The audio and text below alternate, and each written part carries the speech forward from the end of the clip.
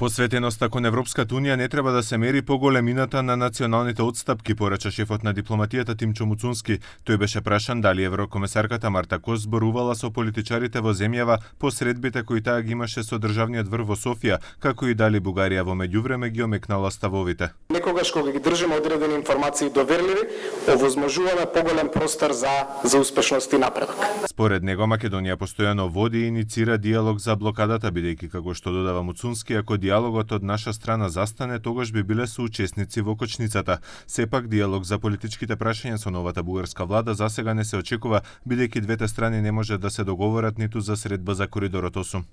Веќе подолг период работиме, за жал без позитивен фидбек од страна на Бугарија, за организирање на заедничка средба помеѓу мене, нашиот министер за транспорт Николовски и министерската за финансии Димитриевска Кочовска, заедно со нашите тројца колеги од бугарска страна. Муцунски, кој беше домаќин на црногорскиот колега Ервин Ибрахимовиќ, истакна дека постојат дестабилизирачки сили во неколку земји од регионот, додека Ибрахимовиќ нагласи дека не може да се зборува за безбедност до целосна интеграција на регионот. После руски агресije na Ukrajinu i na Zapadnom Balkanu i prije toga smo znali značaj da zemlje Zapadnog Balkana budu dio evropske porodice.